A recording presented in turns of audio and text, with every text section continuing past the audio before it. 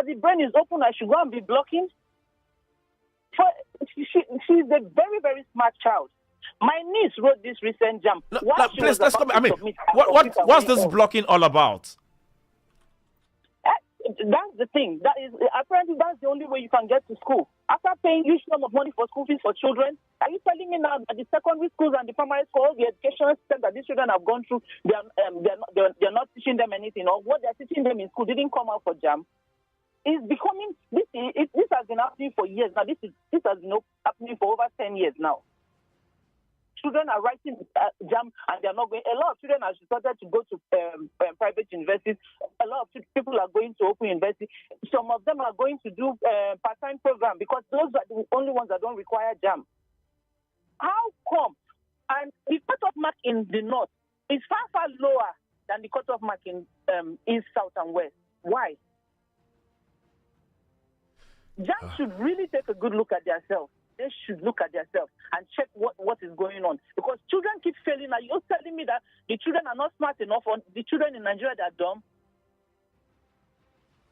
They should really do something about it. All right, thank you. They should redo something about it. Thank you very much. Thank you very much. Hello, good morning. Good morning. Hello, good morning. Good morning. What's the name and where are you calling from? I'm Sulaiman from Ipopo in Ikorodu. All right, Sulaiman from Ikorodu. Please make your comment. I go with the last caller there. So JAMB needs to do something about it. See that all these students, they are dollars. No, because we normally see their standards. Yes, and secondly, JAMB needs to do something about it. Because how can they be writing JAMB every year? It's disgusting. Why can't they do it as YX? Maybe one JAMB should take to last for like 2, 3, or 4 years. So the school, what is it called, UTME, that one can be done every year. So any student that passed their exam, then we go to that university. So that is my point. JAMB should not be written every year. And this CBT, in fact, it's downgrading the effort of all the family. It's downgrading them. And it's downgrading the students as well. It's causing them a lot in future. Thank you. Right, thank you very much. Hello, good morning. Once again, on the issue of admission, let me tell you, students now, they are scoring, maybe they are O-level. Maybe in 60%. Most as she complain, I don't know what she has charge score for admission for YQ. Maybe we score when they put it on O-level score, it may be 40. But I can tell you, most institutions you enter now with merit, you must be in that 5 subjects. That's the mistake that parents are making. They will not let their students write good or submit good right. Maybe by the time you submit CD, you can't enter any institution for now on merit. You must be score 50 on that O level. So O level push more students to get admission more than even JAMB. So parents should notice about this and their students, their child should be on so that they will be on 50 score for O level score. And by the time they divide JAMB by 8% or 8 or something like that, they will push to the merit level or to meet up the admission level. So most parents realize that my children get C. It's just like coding this. You must be A if you want to get merit admission in most institutions now. And not, JAMB will say school should students as they like. They give each school has their own their quota system the way they choose. They should not talk about not if lesser states. So they should leave it. We should concentrate how we should be doing things. JAMB, if you say maybe 120 for JAMB cutoff mark, some schools start to say 200, 300. So that's the challenge here. Thank you very much. All right, thank you very much. In case you're just tuning in, yes, this is Spotlight on Super FM 92.7, and that's we're looking at the review of JAMB, the Joint Admission and Matriculation Board examination. Yes, we have a guest right here who joins us all the way from Lagos. And looking at this mass failure by JAMB, and this has caused a lot of mothers, parents, even worse, to quickly call the attention of the government to take a look at JAMB. And I just gave you a news that right now parents have stormed the office of JAMB. Parents have stormed the office of JAMB in solidarity that, well, they won't take this, that my world, my kids and all cannot just fail like that. Something must be done. Maybe glitches of the system. Something is not just mass failure. It can happen that everyone just feel like that. Well, we're taking questions from parents. Hello, good morning. Okay, try please call us back. Dr. Peter, are you there? Yes, I am. I mean, you had callers. You had the word from our callers right there. This mass failure, saying that it's a testament of our failed system. Do you agree? Well, we need to make some clarifications. JAMB UTME is not a certification, so it's not an exam you write and earn a certificate which you can maybe present to an employer for a job, or which you can use over and over. But you use it for universities. You use it for entering to higher institutions.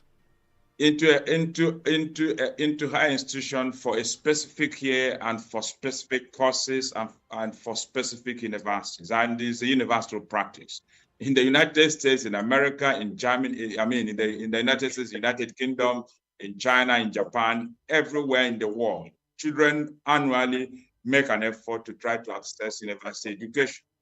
And the way we know it has been done is for you to, when you earn your WASC in the context of West Africa, you now approach universities to try to get into their institution for the course that you would like to study. And prior to the establishment of JAMB, we didn't have this situation where everybody wrote the same exam. Individual universities were conducting their own exams. But then we didn't have these large populations. So what we found in those days was that one candidate may hold admission into 8 universities, whereas several others don't have one admission later. So to prevent a situation where one individual was holding multiple admissions, whereas the rest don't have any admission at all, we decided as a nation to establish JAMB so that they will become a kind of clearinghouse to determine how best to allocate those who have the capacity to benefit from university education to the individual institutions that offer these courses. And so individual institutions have their different capacity, their different standards. And so it's those standards that determine who they accept. So whereas Unilag for mechanical engineering may be insisting on 280. You had a parent. Sorry, I have to come in here. Sorry, I have to come in there, Dr. Peter. You had a parent that was saying that even despite the fact that our child scored, made the cutoff mark, they were still telling her to come and block. Which one is blocking? Yeah, let's be very careful about what we say in public spaces. She said that she's talking about our child. Don't worry, I understand what she's saying. Those things happen, I'm aware. But we shouldn't use isolated cases to describe the entire system. I'm very disappointed in the last exam that JAMB conducted. You know me as somebody who has always called attention to the inefficiencies in our governments, especially with respect to education processes. But we should not throw away the child with the bathwater. If your child writes JAMB UTME in normal times, this one we have this year is an exception, and earns a good grade, let us say 290, the average university in Nigeria will require the child to also come and do what they call post-UTME. If that child is top ranked in that exam and finishes, let's say, in the top 5% of candidates who wrote for the particular course, the child, and then has excellent academic credentials from high school, especially ending with distinctions in WASC. All other factors being equal, the child will secure admission into the course of his or her interest. If the child doesn't, the parent has a right to even sue, and you will get your child into school. That is your right. So we have, unfortunately, cases where because the child is not outstanding, is not getting in on merit, so you find a child at the border level where this issue of settling, people in the admission, process will even get the center, get the exam waiting. And the minimum score then used to be like 240 before you can even think of gaining an admission. But now I have that you can even score 200 and still gain admission into some tertiary institution. Not every child should go to university at first because the brains are not equal. You understand what I'm saying? Then the assimilation level are also not equal. Then the professor mentioned something about China, Germany, and I think we should study those guys very well and know what they actually do to get their system right. Because children hardly have issues getting into higher institutions in those places. So I think we can do better. It's not about exams. There are so many students that are very, very intelligent and smart, but not good at passing exams. Right. The style of questioning why you now, want okay. All right. Mike, thank you very much. Mike, are you there? Yes, I'm. Yeah. All right. Now let's make this further clarification. Now, the challenge we have with this year's exam is the fact that some children might have suffered some disadvantages, whereas others didn't. Some of them wrote the test in places where everything worked smoothly, whereas maybe the majority had the unfortunate experience of writing their test in places where everything didn't go smoothly. But if we establish that everybody wrote the test in places where everything went smoothly, that's a common experience with everyone. We don't need to worry. When we talk about people fail JAMB, there's nothing like people fail JAMB. You can actually score 300 and still fail. And you can score even 150 and pass. So what determines whether you pass or fail is the comparative performance of the people who are competing for the same courses with you in the same university. So by the time JAMB, is done with all of these that we are discussing on air, what you will find is that they will now have to determine cutoff point for you to get to the next level. So what we are going to experience this year, if this stands, is that they will reduce significantly the cut for you to have faculties of whatever, law, medicine, engineering, science, etc. So you might discover that this year somebody who scores 180 might get into medicine, whereas in the past you needed like 280 to get into medicine. So we don't generally talk about you failed or you passed JAMB. What makes you pass or fail is the performance of other people who are competing for the same course. So if it's a mass failure, then you will find us in a situation where people who scored 150 will get into medicine this year.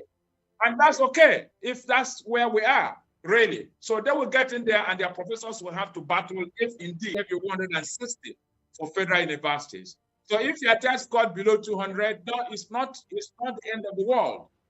That is not to say we shouldn't look into what has gone wrong. And if it's really terrible and the problem was across board in all the places where this test was written, do a fresh test for everybody and make sure that all the loopholes are plugged to enable us move forward as a country, so that we don't continue to label Nigeria as a country where all the youths, all the children lack the intelligence and the knowledge and skills to take to benefit from university education. Because we're also dealing with a situation where these young people go to universities abroad, even after JAMB has said that they have done poorly, and they excel and finish with distinctions, even in America, in Germany, in Britain, and in Canada. So we must be very, very careful about how we are labeling our children to be unserious, because that is not a correct reflection of where we are as a people. Yes, our children, many of them still do work hard. Our children, many of them still do work hard. But we got a report right now from passers-by that some passers-by right there in JAMB office are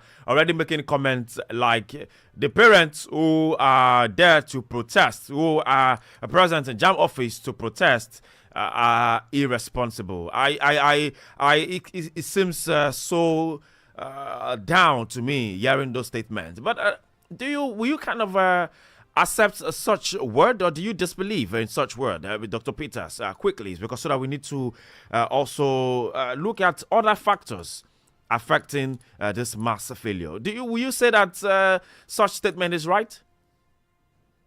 No, definitely. You can't describe parents who are telling JAM that they have done a poor job.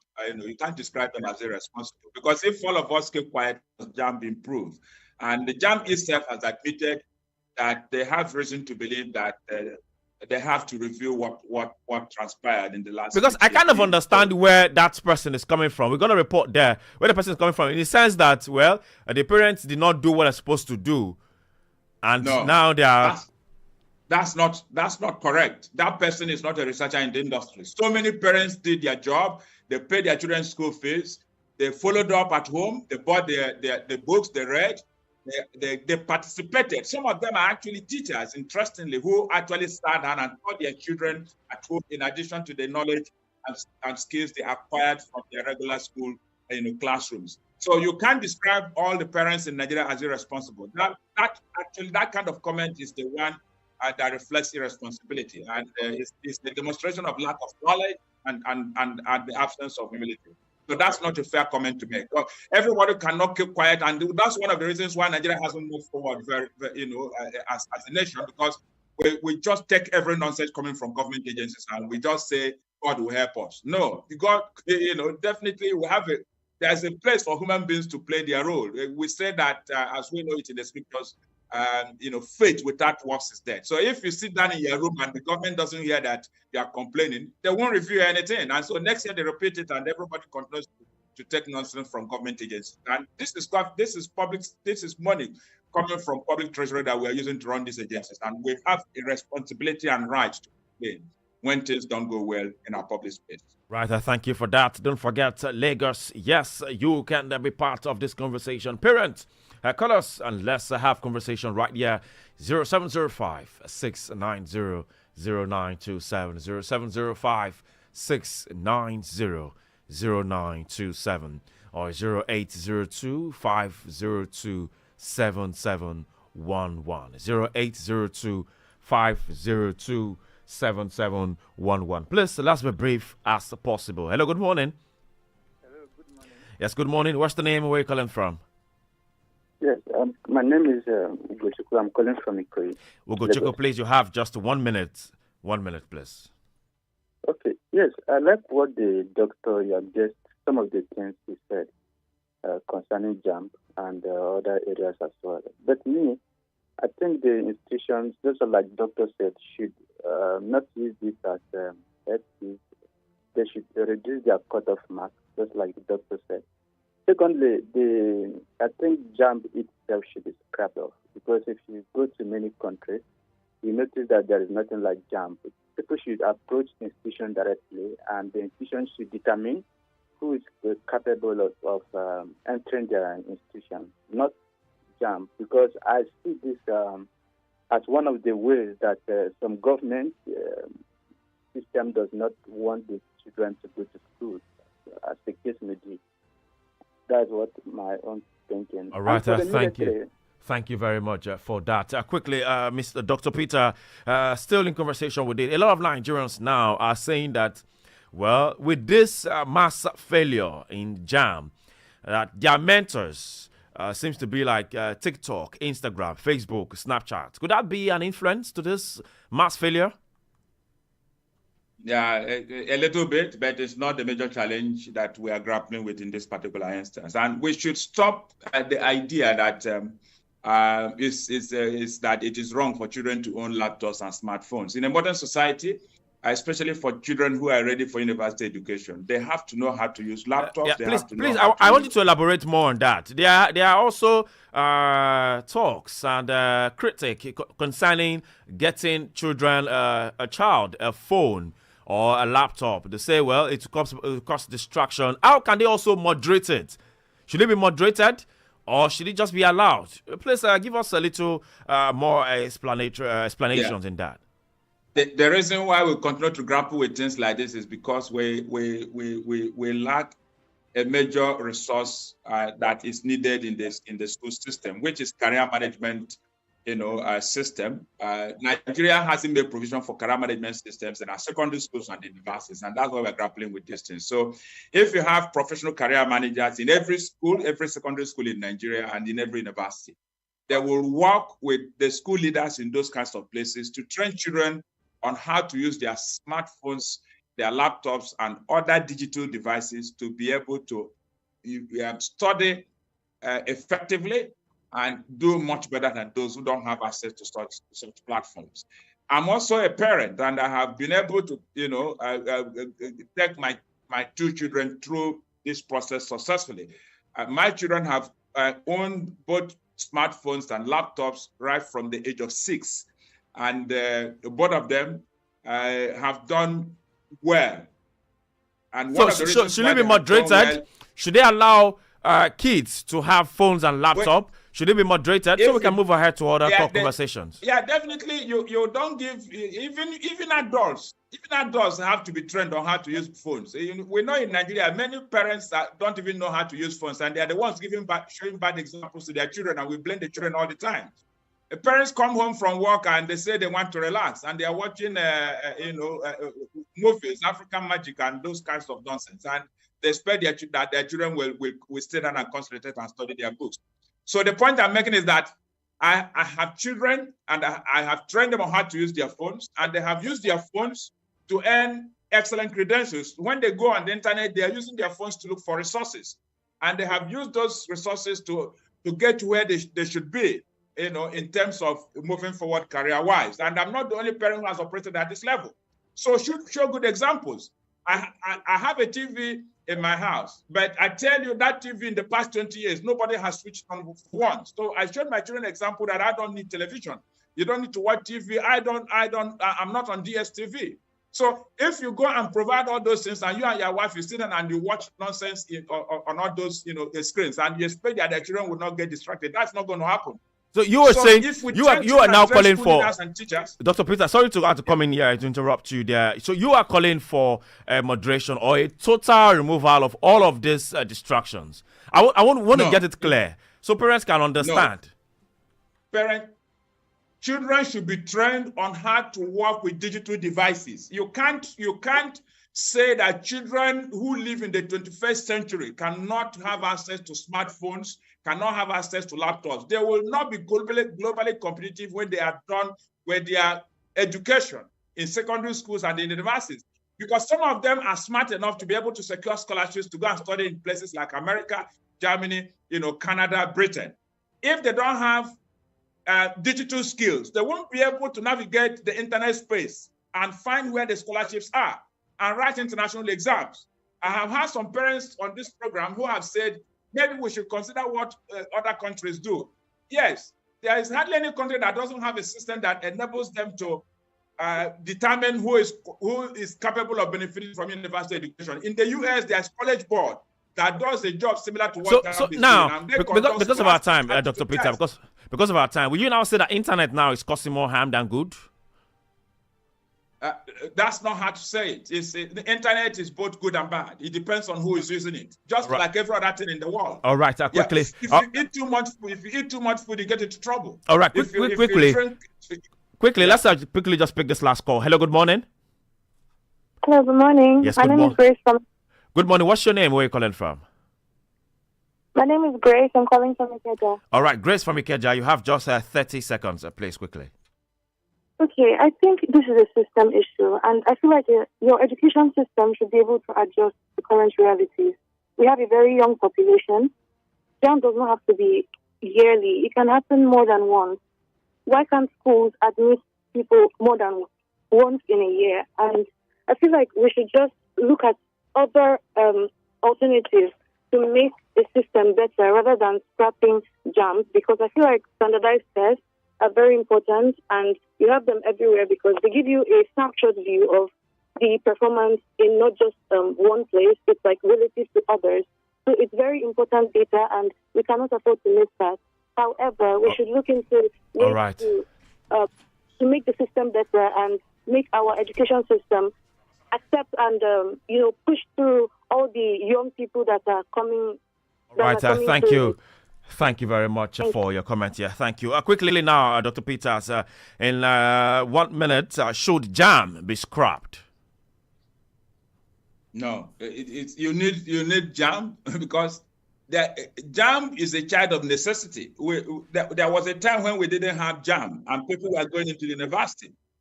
But in those days, as I mentioned earlier, some smart young people were holding mark. All right, let's make JAMB warm. And help, yes. All right, help them to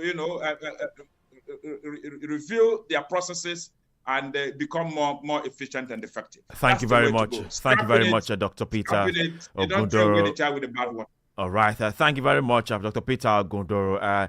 We just, unfortunately, we can't take more. So much to talk about, talking about educational sector in Nigeria. But we have to go now because of our time. Thank you very much for your time, Dr. Peter. Bye.